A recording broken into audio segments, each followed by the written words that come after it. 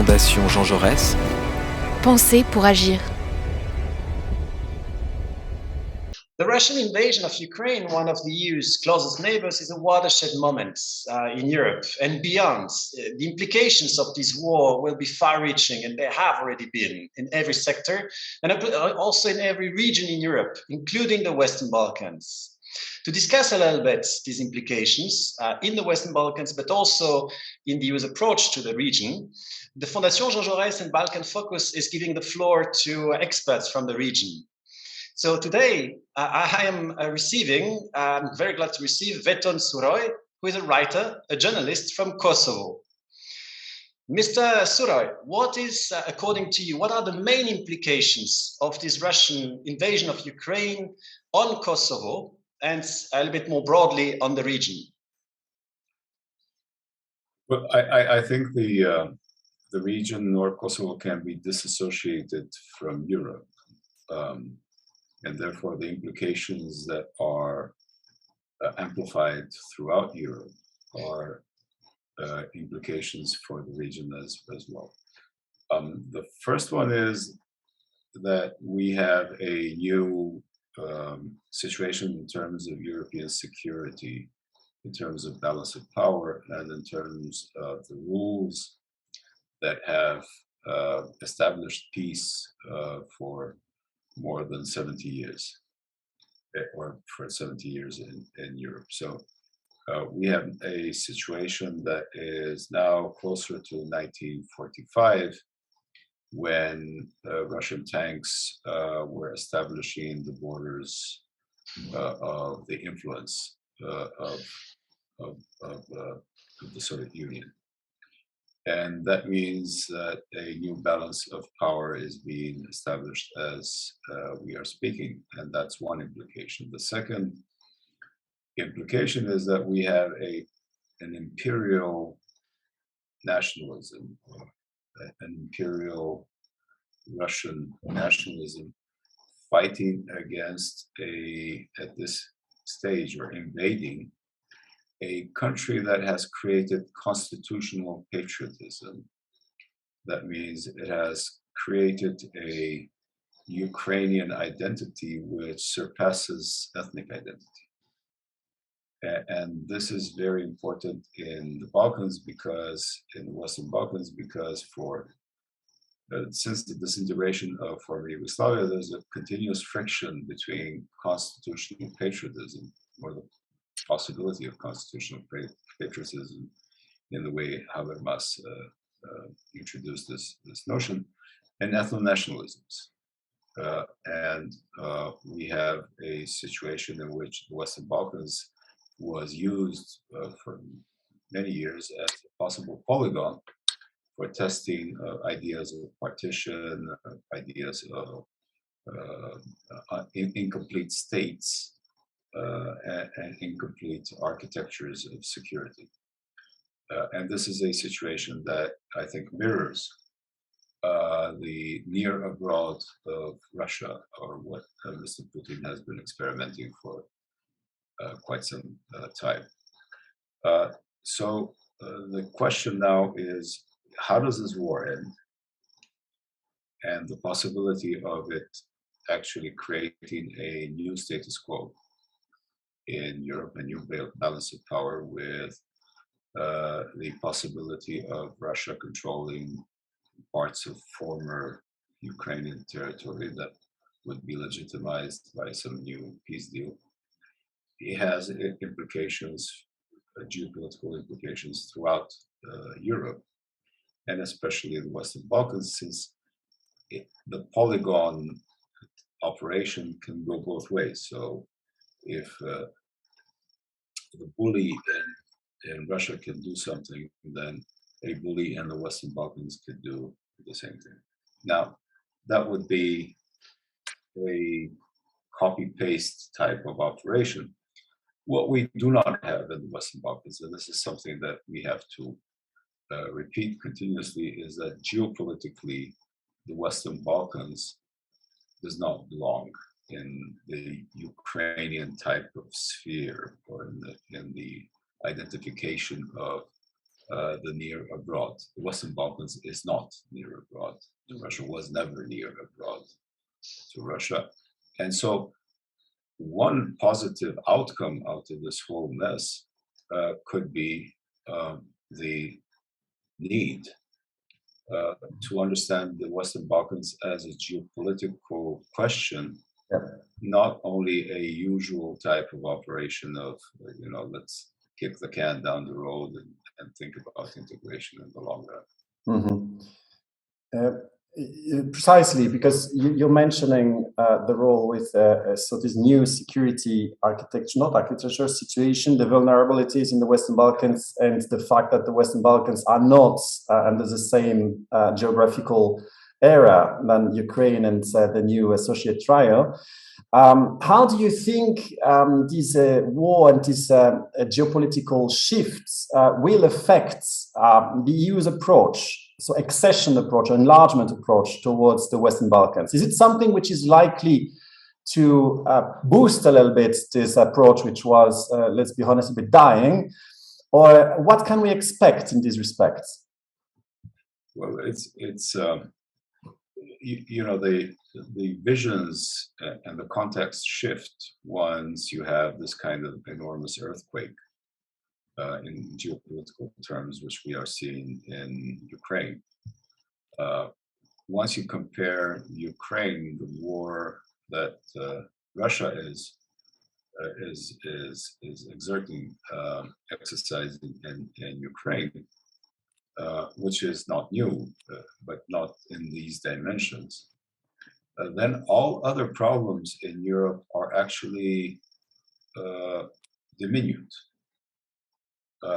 If you compare Ukraine to every other issue in the European Union and its Western Balkans environment, then you see that all of these problems are actually easy to solve. That they need, of course, political energy. That they need local leadership. To use the situation in order to actually move the region faster. And they need a concerted effort, which is, when Stalin rolled tanks throughout Eastern Europe, that brought a reaction from the US in trying to have both NATO and the support for European, Western European integration. And tanks have been starting rolling again in the same, with the same ideas as with Stalin. And so it is time for a wake-up call in which you actually sort out these diminutive problems in comparison to those of Ukraine in a way of speedier integration, in a way in which the European Union has actually, and NATO have the tools. This is not about fighting another war in the Western Balkans. It's actually establishing permanent peace in the Western Balkans. You were talking about this wake-up call, so this geopolitical awakening of Europe, which we are very much hoping for. We see signs of it, but we have a feeling that we're still quite far to some extent, especially when we are talking about the neighborhoods. You mentioned before the geographical area of Ukraine, which is a bit different in many respects from the Western Balkans. Earlier this month, the associate trial, so Ukraine, Georgia, Moldova, have submitted their members, so their application for membership. Kosovo is also preparing its own application for membership, which it will soon submit. My question to you is, how should we approach these new countries which are aspiring to join the EU, but of course which are also embedded in a very different geopolitical context, although it seems that there seems to be some convergence in the geopolitical context, which are a bit threatening the European Union. How should we handle this new situation, the changing geography of enlargement? Well, by handling the internal paradox, which is the European Union is has become attractive to Georgia, and why not, of course, and to Moldova and to Ukraine, and being fighting a terrible war. And this is, and this has initiated some thinking about geopolitics, etc., while not giving way to thinking about the reality. And the reality is that the European Union has been muddling through so many years, and finding issues such as North Macedonia and Albania being difficult for almost 2 years now. Now, if you can't solve silly things like, North Macedonia and Albania speeding up further integration, how can you, for God's sakes, deal with Ukraine and Georgia and Moldova, which are each and every one of them in their own right have so many difficulties? Thank you. So it's about also managing the own expectations and the capabilities of the EU, although there is a call for becoming much more geopolitical. A and B, it should not be taken in a negative form.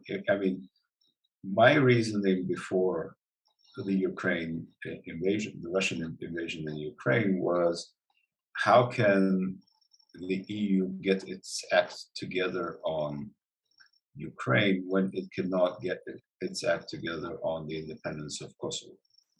So if you can't get a joint position on something that is now comparatively very silly to Ukraine, how can you create a united stance?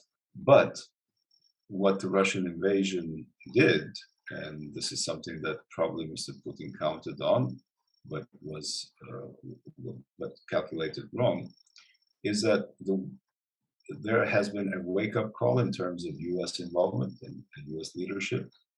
There has been a wake-up call in terms of EU solidarity and unity. There has been a wake-up call in terms of NATO solidarity and unity. These have produced a very positive result. So taking it from the positive stance, I think what should be said is that if Ukraine, Georgia, and Moldova applied, this is the moment in which the EU actually makes a calculus of things it can resolve immediately, such as North Macedonia, Albania, Montenegro, and all, the whole region, and Bosnia and Herzegovina, however difficult in terms of identity and things like that, is diminutive in comparison with the problems of Ukraine or even Moldova or Georgia.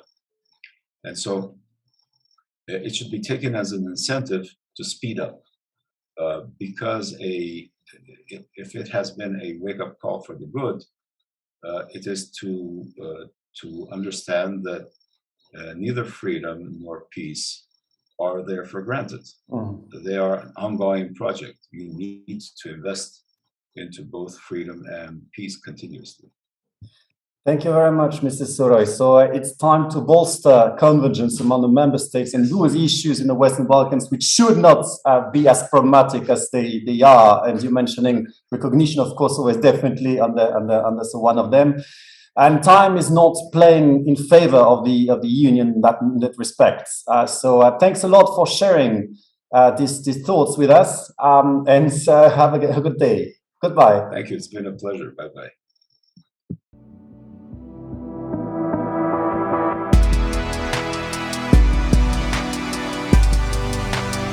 Fondation Jean-Jaurès.